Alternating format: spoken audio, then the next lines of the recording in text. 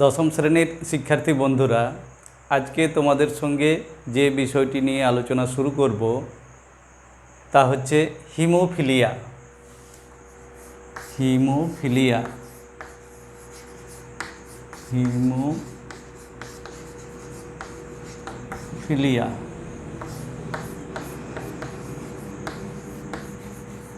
Haemophilia তো এর আগে তোমরা বলো দেখি যে তোমাদের কোনো না কোনো সময় যদি কোনো স্থানে কোনো ক্ষত বা কোনো জায়গা কেটে যায় তাহলে কি হয় বলো তো? সেখান থেকে রক্ত পড়ে, তাই তো? এই রক্ত পড়াটা কোথা থেকে আসে? রক্তটা মানে রক্তবাহ থেকে রক্ত বার হয়। কোনো জায়গা শরীরের কেটে গেলে রক্তবাহ থেকে রক্ত বাইরে বেরিয়ে আসে। যদি ছোটোখাটো কোনো দুর্ঘটনা ঘটে, কোনো জায়গায় এরকম কেটে যায়, সেক্ষেত্রে এই রক্ত পড়াটা 3 থেকে 5 মিনিটের মধ্যে বন্ধ হয়ে যাবে। 3 থেকে 5 মিনিটের মধ্যে রক্ত পড়া বন্ধ হয়ে যায়। এটা তোমরা নিজেদের অভিজ্ঞতায় দেখেছো যে ছোটোখাটো এরকম দুর্ঘটনা আমাদের সঙ্গে অনেক সময় ঘটে থাকে। কোথাও হয়তো নখ কাটতে গিয়ে ব্লেডে লেগে গেল, বা খেলার মাঠে হোঁচট খেয়ে পড়ে গেলে কোনো জায়গায় যদি এরকম আঘাত লেগে কেটে যায়, সেখান থেকে কিন্তু রক্তপাত হয়। এই রক্তপাতটা সাধারণভাবে 3 থেকে 5 মিনিটের মধ্যে বন্ধ হয়ে যায়। তো এই রক্ত পড়া বন্ধ হয়ে যাওয়ার যে ঘটনা, তাকে বলা হয় রক্ততঞ্চন। কি বলা হয়? রক্ততঞ্চন। তাহলে রক্ততঞ্চন প্রক্রিয়াটি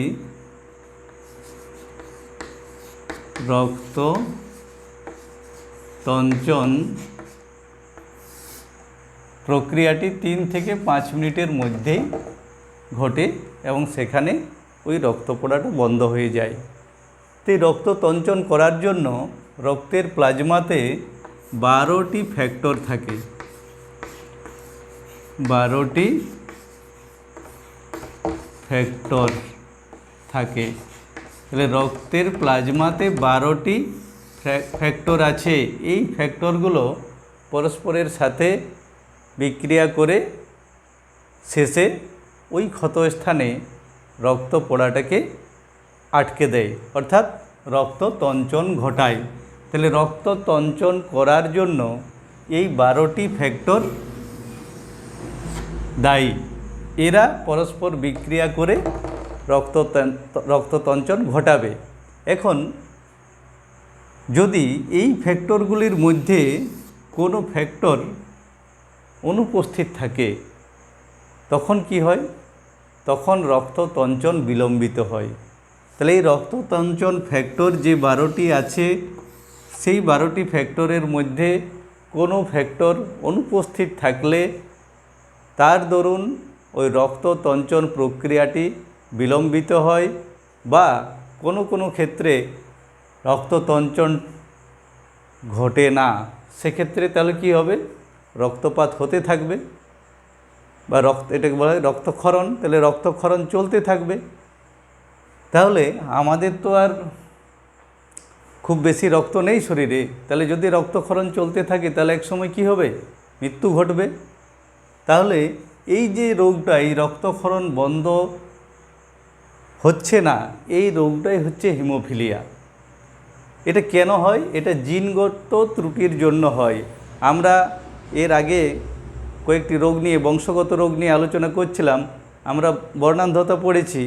তাহলে সেখানে জেনেছি কি, এক্স ক্রোমোজোম বাহিত প্রচ্ছন্ন জিন ঘটিত একটি রোগ হচ্ছে বর্ণান্ধতা।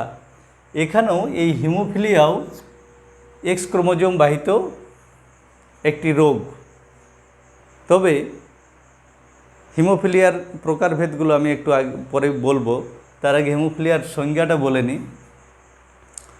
হিমোফিলিয়া হচ্ছে জিনগত ত্রুটির ফলে সৃষ্ট যে বংশগত রোগে কোনো ক্ষত বা কাটা স্থানে রক্তক্ষরণ হয় না বা দেরিতে হয়, তাকে হিমোফিলিয়া বলে। তাহলে কি বললাম, জিনগত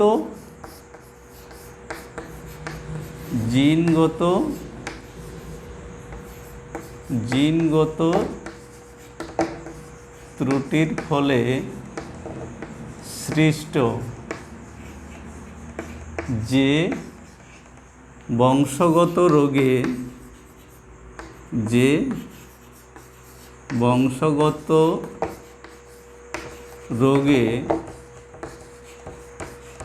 কোনো ক্ষত বা কাটা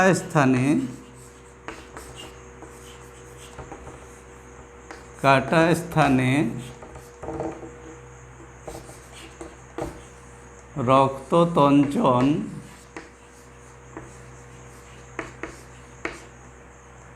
হয় না বা দেরিতে হয়,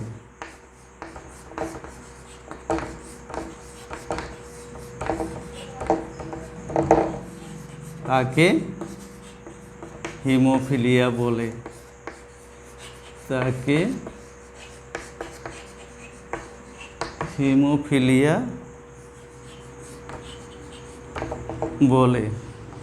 তাহলে কি হলো, আরেকবার পড়ো এটা সংজ্ঞাটা।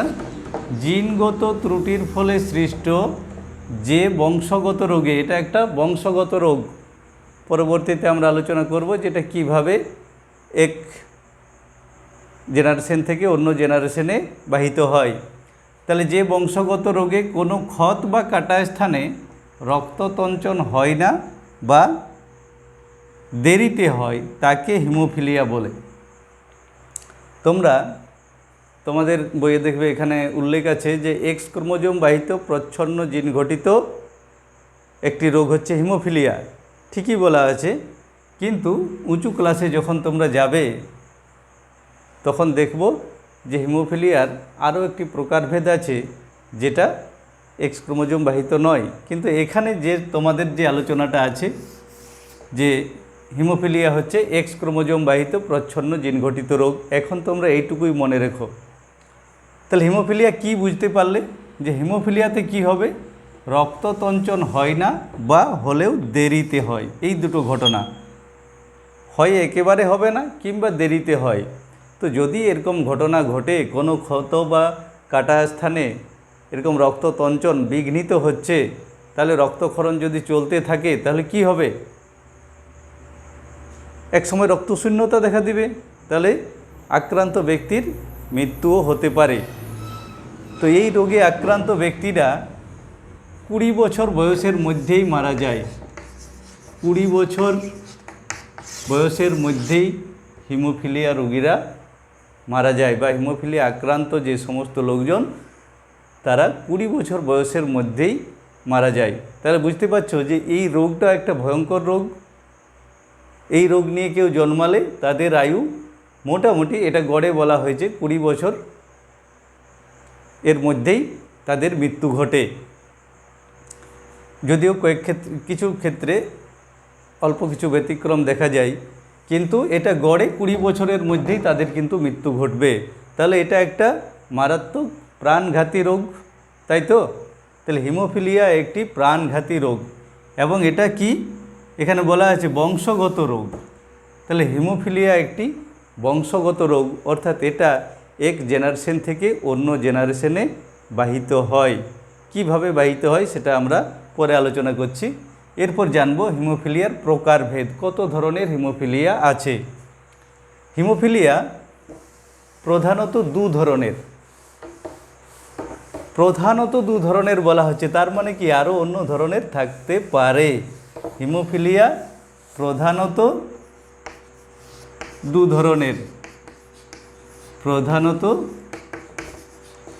ধরনের। তোমাদের এখন এই 2 ধরনেরই পড়া আছে। তোমরা যখন উঁচু ক্লাসে ক্লাস 11-এ গিয়ে আবার পড়বে এই বংশগত রোগগুলো, তখন সেখানে দেখবে এই 2 ধরন ছাড়াও আরেক ধরনের হিমোফিলিয়া আছে। তাহলে এই 2 ধরন কি এটা আমরা জেনে নিই। প্রধানত 2 ধরনের, একটা হচ্ছে হিমোফিলিয়া এ,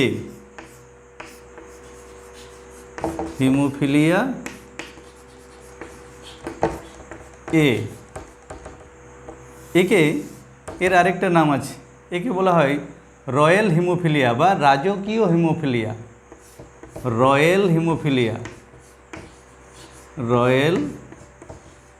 রয়্যাল হিমোফিলিয়া বা আরেকটা নাম আছে classic haemophilia. Classic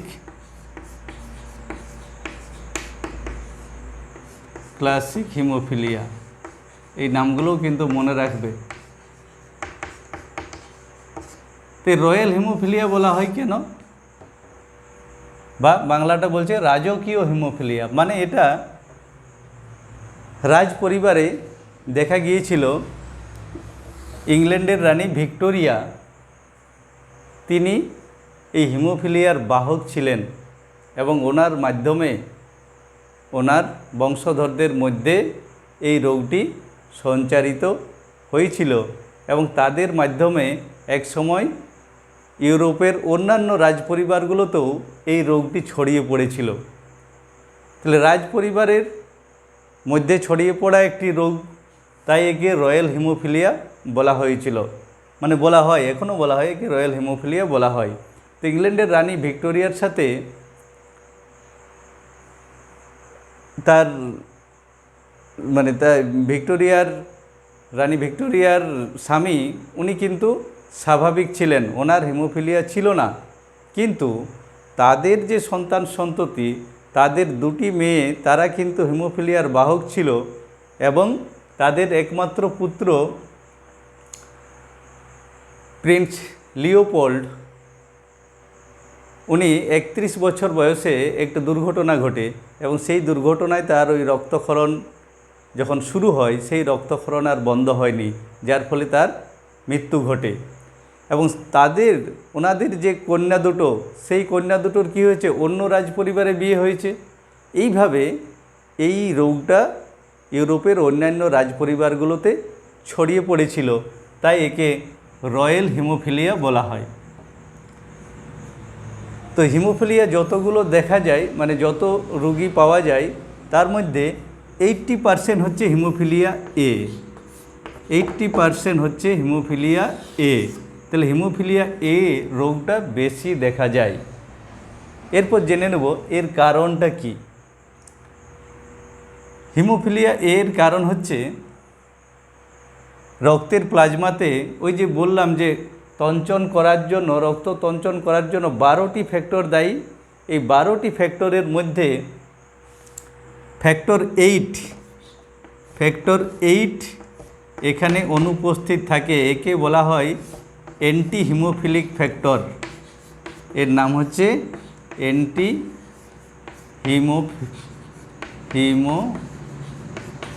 haemophilic factor.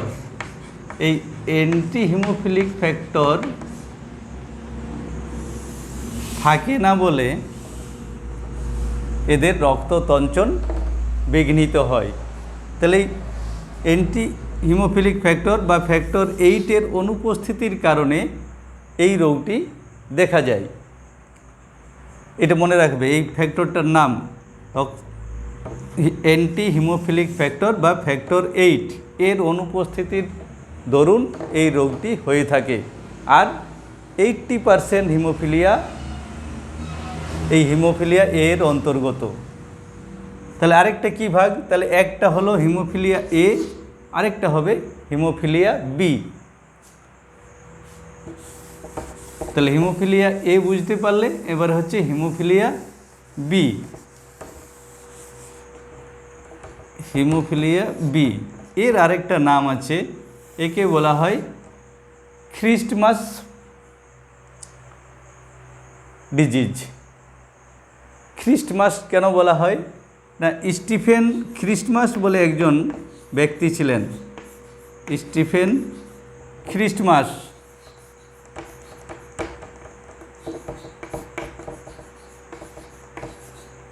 এই ব্যক্তির শরীরে প্রথম এই হিমোফিলিয়া বি রোগটি আবিষ্কার হয়, তাই ওনার নামানুসারে এটাকে খ্রিস্টমাস ডিজিজ বলা হয়। স্টিফেন খ্রিস্টমাস বলে একজন ব্যক্তির শরীরে প্রথম এই হিমোফিলিয়া রোগটি চিহ্নিত হয়, তাই ওনার নামানুসারে এটাকে খ্রিস্টমাস ডিজিজ বলা হয়। তাহলে এই হিমোফিলিয়া বি 20% লোকের ক্ষেত্রে এটা দেখা যায়। আগেরটা কি বললাম যে 80% হিমোফিলিয়া হচ্ছে হিমোফিলিয়া এ, আর 20% হিমোফিলিয়া হচ্ছে হিমোফিলিয়া বি। এর কারণটা কি? এর ক্ষেত্রে ফ্যাক্টর 9 অনুপস্থিত থাকে। ফ্যাক্টর 9 অনুপস্থিত থাকে, যার নাম হচ্ছে পিটিসি, প্লাজমা, এটার পুরো নামটা হচ্ছে প্লাজমা থ্রম্বোপ্লাস্টিন কম্পোনেন্ট। লিখে নেবে এর পুরো নামটা। ফ্যাক্টর 9 নাম হচ্ছে প্লাজমা থ্রম্বোপ্লাস্টিন কম্পোনেন্ট, পিটিসি। এই ফ্যাক্টরটির অনুপস্থিতির জন্য হিমোফিলিয়া বি রোগটি দেখা যায়। এর পুরো নামটা আমি আরেকবার বলে দিচ্ছি। পিটিসি তঞ্চর ফ্যাক্টর যে 9, তার নাম হচ্ছে, তাকে পিটিসি বলা হয়, plasma thromboplastin component. Plasma thromboplastin component, এইটার অনুপস্থিতির দরুন হিমোফিলিয়া বি রোগটি হয়ে থাকে।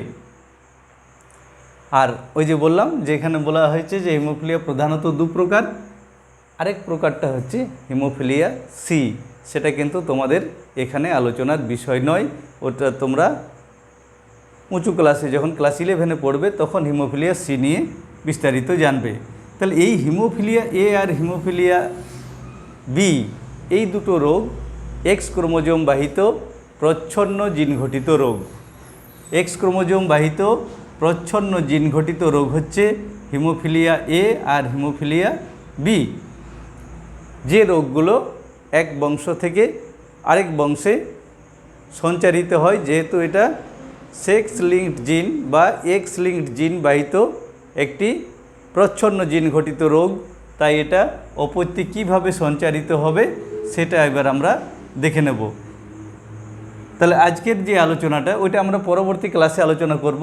আজকের মূল আলোচনাটা হলো হিমোফিলিয়া কাকে বলে, হিমোফিলিয়া কয় প্রকার ও কী কী, এবং হিমোফিলিয়ার ওই বিভিন্ন প্রকারভেদগুলোর কারণটা কী কী কারণে এটা হয়ে থাকে।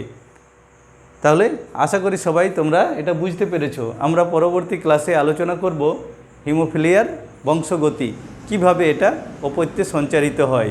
আজকে তাহলে এখানেই শেষ করব।